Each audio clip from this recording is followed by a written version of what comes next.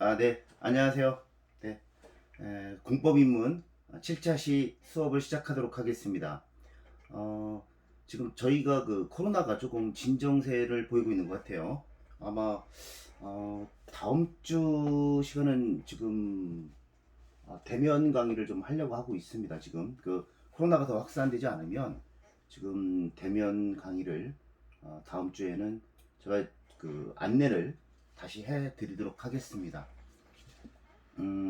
지금까지 이제 우리가 헌법에 그러한 그 기본적인 근본 이념을 지금 배우고 있습니다.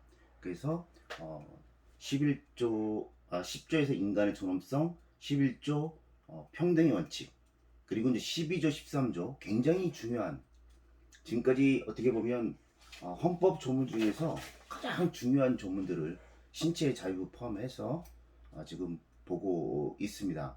한 번쯤 조문을 확인해 보시고 조문이 간단할 수는 있는데 거기서 파생되는 그러한 이론이라든가 아니면 우리 실생활에서의 적용, 이런 것들은 굉장히 다양합니다. 그래서 12조하고 이제 13조를 저희가 한번 살펴봤고요. 사실 12조, 13조는 뭐 그렇게 간단한 건 아니죠. 굉장히 우리 현대사를 반영했기 때문에 굉장히 자세하게 잘 표현을 하고 있습니다. 오히려 이제 오늘부터 보게 되는 14조, 15조 거주 이전의 자유, 직업 선택의 자유, 뭐 이런 기본권적인 자유권적인 기본권, 이런 것들이 오히려 간단하지만 우리 실생활에서 굉장히 영향을 많이 주는 그러한 내용이 되겠습니다. 그래서 이 내용들을 한번 살펴보도록 하겠습니다. 오늘 보려고 하는 조문들은 14조 모든 국민은 거주 이전의 자유를 가진다. 그리고 15조 국민은 직업 선택의 자유를 가진다. 그리고 16조 주거의 자유를 침해받지 아니한다. 그리고 17조 모든 국민은 사생활의 비밀과 자유를 침해받지 아니한다. 이 한 4개 정도 조항을 한번 보도록 하겠습니다. 이게 굉장히 내용들이 많습니다. 그리고 또 우리 실생활에서도 많이 적용이 되고 또 사회적 이슈가 되고 있는 부분들도 많이 있습니다. 그래서 이 조항들을 한번 보는데요. 이 조항을 보기 이런 조항들을 북한 헌법하고 우리 헌법을 뭐 처음에 좀 말씀을 드리지만 북한에서는 전체주의이기 때문에 하나는 전체를 위하여, 전체는 하나를 위하여, 전체주의이기 때문에 이런 자유권적 기본권이 그렇게 발달되어 있지 않아요. 북한의 헌법에서는 자유권적 기본권을 볼 수 있는 부분들은 사실상 그렇게 많지 않고요. 저번에 말씀드렸다시피 79조에 뭐 인신과 주택의 불가침, 서신의 비밀을 보장받는다. 뭐 이 정도 어, 그 있고요. 그리고 자유권적 기본권은 그렇게 많지가 않습니다.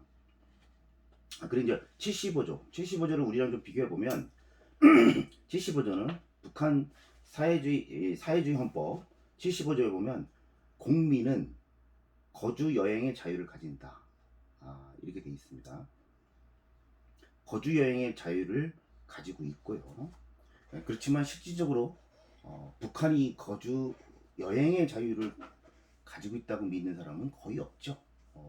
실질적으로 그 어떤 도라든가 아니면 평양 이런 데 들어갈 때는 걔네들이 기존에는 이제 허가를 받았는데 인민보안성이나 국가보위성에 허가를 받아서 평양 들어갑니다. 평양증을 받아야, 허가증을 받아야 평양에 들어갈 수 있지 평양은 아무나 못 들어가요. 그리고 도단위 경계도 옛날에는 허가였는데 지금은 이제 신고로 이렇게 완화를 해줬습니다. 그러나 실질적으로 북한에서는 거주 이전의 자유가 있다고 보기는 굉장히 어렵습니다. 그러나 헌법은 어쨌든 걔네들도 거주 여행의 자유를 인정하고 있다는 거고요. 79조에서 국민은 인신과 주택의 불가침, 즉 주택의 불가침, 우리로 치면 16조 정도 주거의 자유를 침해받지 않는다. 이 정도로 볼 수 있고요. 뭐 서신의 비밀을 보장받는다. 이것은 뭐 17조에 우리 17조에 사생활의 비밀과 자유를 침해받지 않는 그런 조항 정도로 비교가 될 수 있습니다. 그리고 예, 이렇게 해서 북한에서는 자유권적 기본권이, 우리는 지금 자유권적 기본권이 지금 신체의 자유 12조부터 25조까지, 한 24조, 23조까지 거의 이제 자유권적 기본권이 주를 이루고 있습니다. 굉장히 많은 내용들이 12조부터 23조에 거친 약 10개 이상의 조항이 자유권적 기본권인데, 북한은 좀 전처럼 거주 여행의 자유, 그리고 이제 서신, 이런 그 주거 침입의 불침입 미백 자유, 뭐 한 2개 조항밖에는 규정되어 있지 않습니다. 이것은 북한은 아무래도 말씀드린 것 같이 전체주의, 개인의 그 어떠한 그 자유라든가 이런 것을 아무래도 좀 우리보다는 인정하고 있지 않은 그런 부분이 있는 것이죠. 자, 그래서 우리가 한번 보겠습니다. 자, 14조. 모든 국민은 거주 이전의 자유를 가진다. 그랬습니다. 뭐 거주 이전은 것은 뭐 원하는 곳에 우리가 이제 주소를 두거나 아니면 일시적으로 체류하는 것, 이러한 자유, 이것은 뭐 당연히 인정이 되는 것이죠. 이 거주 이전의 자유는 사실상 근대로 들어오면서 자본주의 사회에 어떻게 보면 가장 뿌리가 되는 그러한 기본권입니다. 그래서 자본주의가 발달하기 위해서 성립됐던 것이 바로 이 거주 이전의 자유와 다음에 15조에 보게 되는 직업 선택의 자유입니다. 자, 원래 우리가 봉건 사회나 아니면 우리 뭐 근대 이전의 사회를 보면 대부분 거주 이전의 자유가 별로 없었습니다. 뭐 서양 같은 경우에는 농노 또는 봉건 사회에서는 그 사람들이 대부분 영토와 엮여서 대부분이 그 다른 곳으로 이전을 하거나 하는 부분들이 영주의 허가를 받거나 아니면 왕이나 이러한 그 허가를 받지 못하면 이전하지 못했던 거죠. 그러나 근대로 들어오면서 시민들이 이제는 내가 원하고 내가 하고자 하는 곳으로 이동할 수 있는 이런 자유가 결국은 자본주의 사회에 영향을 줄 수밖에 없었던 것이죠. 그리고 직업 선택의 자유, 내가 하고자 하는, 원하는 그러한 직업을 선택할 수 있는 것. 봉건 사회에서는 그렇지 못했지 않습니까? 거의 다가 어떤 농사를 져야 되거나 아니면 영주, 아니면 뭐 그 상사의 그러한 허락이 없이는 자유롭게 또 영위하기도 어려웠던 그런 부분입니다. 그래서 자본주의 사회를 발전시키게 됐던 그런 기본권이 바로 이 거주 이전의 자유와 직업 선택의 자유가 있겠습니다. 그래서 이 거주 이전의 자유는 굉장히 중요합니다. 말 그대로 내가 원하는 주소나 아니면 체류지, 거소에 이동할 수 있는 그런 자유고요. 여기에는 국적 이탈의 자유도 있습니다. 내가 다른 나라의 국적을 취득할 수 있는 그런 자유도 당연히 포함이 된다고 할 수 있겠죠.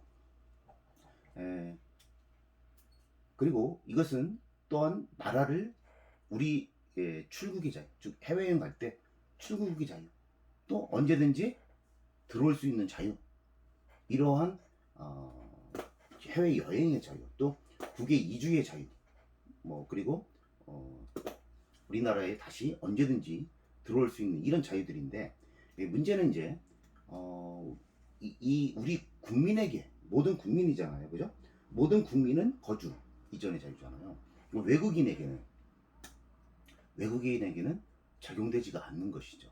그래서 여러분들 뭐 많이 알고 계시는 유승준, 그 우리나라 병역법을 위반했다고 해서 그 유승준이 미국의 시민권을 얻었지 않습니까? 뭐 미국의 시민권을 얻는 것은 당연히 거주 이전의 자유로 맞죠. 그건 뭐 얼마든지 선택할 수 있는 일인데, 문제는 그 외국인이 된 이상, 그럼 우리나라에 들어올 때는 우리가 여러 가지 출입국 관리법에 의해서 우리나라에 들어올 때 우리가 심사를 할 수가 있습니다. 그래서 유승준 같은 경우는 지금 외국인이기 때문에 못 들어옵니다. 만약에 유승준이 우리나라의 국적을 가지고 있다면 설사 죄를 졌어도 우리나라 들어와야 됩니다. 들어오는 걸 거부할 수 없습니다. 물론 들어오면 죄인 같은 경우는 우리가 체포하든지 아니면 뭐 재판을 받든지 그것을 별개로 치더라도 어떤 우리 국민인 이상은 해외에서 죄를 졌더라도 우리 그 나라에 들어올 수 있는 자유가 있는 것이죠. 입국의 자유가 보장되는 겁니다. 그렇지만 지금 유승준 같은 경우는 외국인이기 때문에 우리가 여러 가지 국방상 우리 장병들에게 그런 병역을 회피한 그런 부분들에 대해서 어떤 사기를 감안해서 지금 법무청에서 계속 입국을 거부하고 있는 거죠. 법무부에서 거부하고 있는 것이죠. 그리고 또 여러 그 해외 난민들 다 심사하잖아요. 난민들 우리나라에 들어온다고 해도 난민 심사를 거쳐서 그 사람이 어떤 정치적 그런 박해를 모면하기 위한 난민 심사를 거쳐야만 우리나라에 들어올 수가 있는 것이지, 실질적으로는 그런 게 심사가 거부되면 못 들어오는 겁니다. 그래서 외국인들에게는 이러한 기본권이 거부되고 있습니다. 그러면 저번에 우리가 헌법 시간에 헌법 3조와 4조를 배울 때, 그러면 우리나라의 사람들이, 북한도 우리 땅인데 우리나라의 영역인데 우리 헌법에서 우리나라가 그러면 북한으로 들어가는 거, 이것도 그럼 자유냐 라고 할 수 있지만, 북한은 물론 우리 헌법에 우리의 영역이긴 해요. 그러나 아직은 우리가 어떤 행정권이라든가 공권이 미치지 못하는 그러한 지역이기 때문에 북한으로의 잠입, 최근에도 북한으로 넘어갔던 그런 사례도 있지 않습니까? 그런 사례들은 사실 국가보안법에 위배되는 것이죠. 북한으로 잠입 탈출하는 것은 국가보안법에 그것은 저촉이 됩니다. 그러한 자유까지 있지는 않죠. 그래서 북한으로 잠입 탈출하게 되면 우리 국가보안법에서도 10년 이하의 징역을 처하게 돼 있습니다. 그 북한으로 잠입 탈출을 하게 되면 죄를 벌할 수 있고요. 다만 이제 그렇지만 북한의 주민들은 얼마든지 우리나라에 넘어오게 되면 우리 국민이기 때문에, 북한의 주민들도 우리 국민이에요. 그죠? 그렇기 때문에 북한의 주민들이 우리나라에 들어온 것은 입국의 자유입니다. 그래서 거부 못해요. 그분들이 우리나라를 오겠다, 탈북해서 중국이나 제3국에 가 있는데 우리나라로 오겠다, 이것은 우리가 심사하지 않습니다. 그건 우리 국민이기 때문에, 북한의 우리 국민이기 때문에 당연히 우리 헌법에서 보장하는 거주 이전의 자유가 있기 때문에 그것은 우리 입국의 자유가 있는 것이죠. 그래서 북한의 주민들은 당연히 우리나라로 들어올 수가 있습니다. 그리고 실질적으로 이제 이러한 거주 이전의 자유를 제한하는 경우는 많이 있습니다. 그것은 우리가 이제 어떤 경우냐면, 이게 사실상 처음에 설명을 좀 드렸어야 되는데, 우리 37조 한번 잠깐 보시죠. 37조 2항에서 국민의 모든 자유와 권리는 국가안전보장, 질서유지 또는 공공복리를 위하여 필요한 경우에 법률로서 제한할 수 있으며, 이렇게 되어 있어요. 즉 지금 우리가 보고 있는 이러한 자유권적 기본권도 국가의 그 안전보장 그리고 질서유지 또는 공공복리를 위해서는 법률로서 그 기본권을 제한할 수 있다는 거예요. 그래서 그러한 국민의 권리와 권리와 자유도 국가의 어떤 그 안전보장이라든가 공공복리를 위해서는 법률로서 제한할 수 있는 건데, 그것처럼 여러 가지 이제 질서 유지를 위해서, 예를 들어 뭐 재소자 이런 사람들은 거주 이전의 자유가 없지 않습니까? 뭐 형무소에서 일정 기간 형벌을, 그런 것들은 당연히 질서 유지 또는 공공복리를 위해서 제한할 수 있는 것이죠. 그래서 거주 이전의 자유라고 해서 무조건 다 하는 것은 아니고요. 그러한 공공복리나 국가안전보장을 위해서 일정 부분 제한할 수 있습니다. 뭐 군인들 같은 경우에 일정 부분 영내 거주를 해야 된다, 뭐 이런 것들, 거주 이전의 자유는 아니죠. 왜냐하면 국가 안전보장을 위해서 일정한 부분은 제한할 수가 있기 때문에 그런 것입니다. 그래서 거주 이전의 자유는 근대에서 넘어오면서 굉장히 그 중요한 자유권적 기본권의 하나입니다. 그래서 자기가 원하는 곳에, 어떻게 보면 인간의 존엄성하고도 같이 매칭이 되는 그러한 기본권이 되겠습니다. 자, 그리고 다음에 이제 그 15조 모든 국민은 직업 선택의 자유를 가진다 그렇습니다. 예, 모든 국민은 직업 선택의 자유를 가집니다. 그렇지만 여러 가지, 예를 들어서 내가 원하는 모든 직업을 다 할 수는 없겠죠. 왜냐하면 예를 들어 제가 의사를 하고 싶어요, 뭐 선생님을 하고 싶어요. 이런 것들은 그 해당 법률에서 어떠한 그 자격을 갖춘, 꼭 그러한 의사라든가 약사, 뭐 이러한 교사, 이런 자격, 뭐 법권도 마찬가지겠죠. 이러한 법률로서 그 되는 자격을 규정하고 있는 거죠. 이런 것은 당연히 일정한 자격을 갖춘 경우에만 직업 선택의 자유를 누릴 수가 있게 되는 것은 당연한 거겠죠. 아까 말씀드렸다시피 직업 선택의 자유도 자본주의, 이 자본주의로 예, 근간이 되고 있는 그런 기본권적 자본권입니다. 자유권적 기본권입니다. 왜냐하면 내가 근대 이전에는 농사 또는 영주가 시키는 것만 했어요.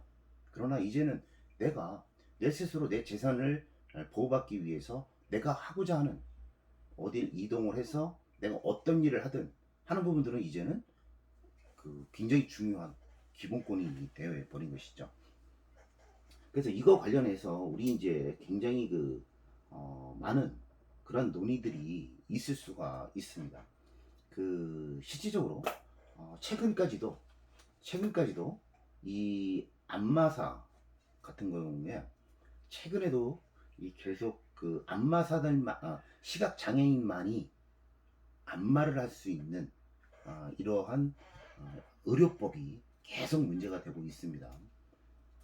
사실상 시각 장애인에게만 안마사를 허용하는 것은 굉장히 논의가 오래됐어요. 왜냐하면 시각 장애인만 지금 우리도 주변에서 보면 뭐 스포츠 마사지, 뭐 굉장히 많은 마사지들이 있어요. 마사지 이런 게 있는데, 이런 분들이 사실상은 어떻게 보면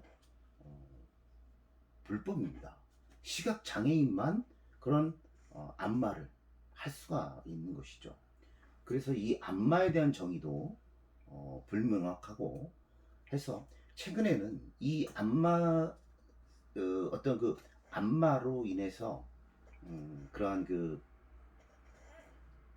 시각 장애인이 아닌 그런 안마사를 채용했다고 해서 이제 검찰에서 이제 기소를 하죠. 그래서 합법심에서 아직 이제 대법원까지 간 건 아닌데, 합법심에서 그렇게 시각 장애인에게만 안마사를 허용하는 것이 비시각 장애인, 그러니까 정상인의 직업 선택의 자유를 침해한다는 그러한 재판들이 많이 이루어지고 있습니다. 물론 그거에 대해서 헌법재판소는 실질적으로 시각장애인들은 그런 안마 외에 별도의 직업을 잡기가 상당히 어렵지 않습니까? 그래서 시각장애인들의 그러한 생존권, 이 생존권을 보장하기 위해서 4차례인가에 걸쳐서 계속 합헌 판결을 내리고 있습니다. 내리고 있는데, 실질적으로 지금 시각장애인이 아닌 이런 사람들이 안마가 굉장히 많이 지금 어, 직업을 종사하고 있다고 합니다. 그래서 이 사람들이 이제 범법자를 만들 것이냐 하는 그런 문제가 있고요. 또 최근에 합법심은 이 헌법재판소하고 다른 판결을 내리고 있습니다. 그 지금 그 형사법원 같은데요. 거기서 비시각 장애인들, 시각 장애인이 아닌 비시각 장애인들의 그 직업 선택을 침해하는 그런 그 안마사법, 그리고 또 안마의 정의를 주장한 안마사 시행 규칙, 안마사 규칙, 이런 것들이 다 어떻게 보면 직업 선택의 자유를 침해한 것이다. 이렇게 판단을 하고 일반 형사 재판에서 그렇게 비시각 장애인들을 고용해서 기소된 사안인 경우에 사실은 이제 지금 무죄 판결을 내리고 있는 경우가 있습니다. 그래서 지금 이 안마사 이 시장이 한 10만 명 정도가 지금 종사를 하고 있다 그래요. 근데 그 중에 실제적으로 시각 장애인들은 10,000명, 한 10%밖에 지금 시각 장애인 10%밖에 안 된답니다. 그럼 나머지 9만 명, 이 9만 명은 사실 다 범법 행위를 하고 있는 거예요. 그래서 사법당국에서도 이 사람들을 알고 있으면서도 실질적으로 고소나 고발이 들어오지 않는 한은 처벌을 못하고 있는 겁니다. 그리고 그래서 지금 이 안마사 규칙, 보건복지부령인 이 안마사 규칙이 직업 선택의 자유를 침해를 했고, 또 어떻게 보면 이 시각 이 일반인들, 안마를 받고 싶은 이 국민들의 행복 추구권을 침해하는 것이다. 즉 시각 장애인들에게 10,000명에게만 그 장애를 받아야 된다고 한다면 실질적으로 많은 국민들이 안마를 받지 못하잖아요. 그렇게 되면 국민의 또 행복 추구권을 침해하는 것이다 해서 서로 상충되고 있습니다. 헌법재판소는 이 안마법, 그리고 안마법 시행 규칙, 이것들을 다 지금 합헌으로 보고 있어요. 그럼에도 불구하고 각 그 지방 법원에서는 이 비안마사 안마사가 아닌 분들의 그러한 그 모든 아주 사소한 안마까지도 다 금지시키고 있기 때문에 이런 부분에 대해서는 직업 선택의 자유가 어긋나고, 또 그렇게 아주 가벼운 안마까지도 금지시킨다고 하면 그거는 처벌 범위가 너무 불명확하고 처벌을 너무 확장하는 것이다 라고 해서 죄형법정주의에도 또 뭐 위배가 된다, 이렇게 지금 지방 판시를 하고 있어요. 그러니까 이게 가지고 이제 뭐 검사가 뭐 항소도 하고 뭐 대법원까지 가서 뭐 이제 어떻게 될지는 모르겠는데, 일단은 뭐 검사가 항소할지도 지금 그 불투명합니다. 그래서 지금 현실적인 문제와 또 실질적으로 그 안마사들의 생존권을 보장해야 된다는 이러한 문제들이 지금 부딪히고 있습니다. 그래서 이것이 굉장히 문제가 많이 되고 있어요. 이 안마사들의 생존권을 보장해야 되는 부분이 또 있지만 현실적으로는 굉장히 많은 사람, 90% 이상의 많은 사람들이 또 여기에 종사하고 있어서 현실하고는 또 안 맞는 것이죠. 그래서 이런 문제들이 지금 우리가 이제는 어떻게 풀어가야 될 것인가를 이제는 이렇게 검토를 해야 될 시기가 왔습니다. 안마사법에 대해서 시각 장애인들에게도 많은 생존권도 보장하면서 또 일반인의 안마를 받을 그런 행복 추구권도 보장하는 쪽으로 법이 좀 개정돼야 되지 않을까. 그래서 아주 사소한 안마까지도 규제하는 것, 이것은 교양법정주의에 좀 어긋날 수도 있어요. 그래서 어떠한 합리점을 좀 찾아보는 것도 지금으로서는 이제 검토할 수가 있는 것이고요.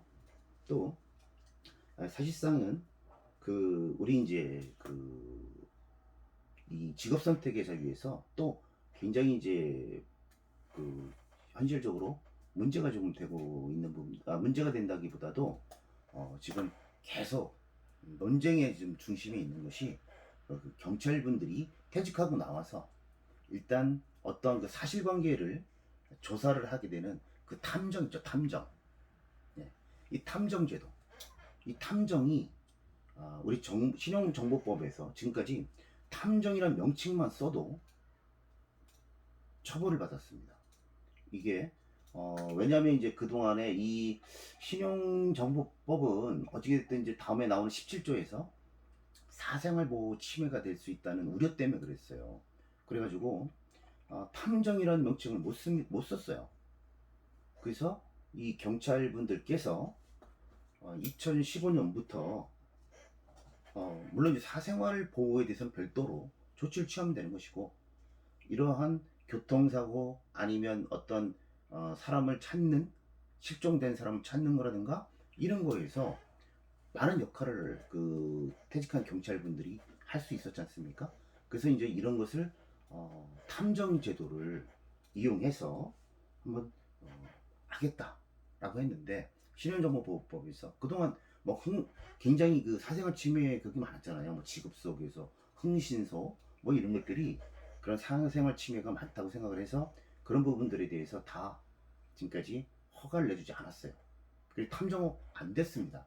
안 되다가 현 정부, 즉 문재인 정부의 대통령 공약으로 2017년에 그 공약으로 이런 탐정업 같은 거, 사생활의 비밀을 보호하지 않는, 침해되지 않는 범위에 대해서 이런 탐정업을 이제는 그 허가하겠다, 이런 식으로 공약을 했었어요. 그렇게 했고 2018년도에 헌법재판소에서 이 신용정보보호법, 이 탐정업 쓰는 것도 사생활 보호 이 부분에 대해서 현재의 사생활 그런 부분들에 대해서 위헌을 계속 제기를 했었어요. 제기했었는데 헌법재판소에서 현재의 탐정업 같은 부분들은 합헌이다. 합헌이지만 거기서 이제 단서가 됐던 부분이, 그러나 이제 사생활을 침해하지 않는 범위 내에서는 그러한 탐정과 같은 그런 것도 허용이 될 수 있다는 쪽으로, 합헌이지만 먼저 사생활의 침해 이런 부분들이 문제만 없다면 그런 것도 허용할 수 있지 않겠느냐는 쪽으로 헌재가 판결을 냈어요. 2018년도인가에 헌재 판결을 내렸습니다. 그러면서 물론 이제 실용정보법에는 합헌이긴 해요.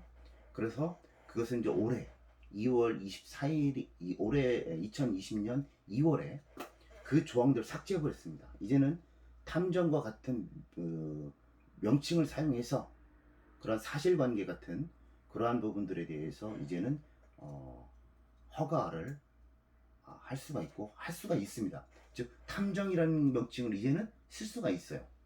그것이 직업 선택의 자유에서 이제 아직까지 조금 입법적으로 과연 그러면 그 탐정업을 어떤 범위까지 일을 할 것이냐 하는 부분들이 아마 그래서 이제 그 탐정업을 검찰 소관을 할 것이냐 경찰 소관을 할 것이냐 뭐 해서 그런 논의들이 지금 되고 있어요. 아마 이제는 공식적으로 탐정업이 이제 직업으로서 인정받을 걸로 이제 보이고 있습니다.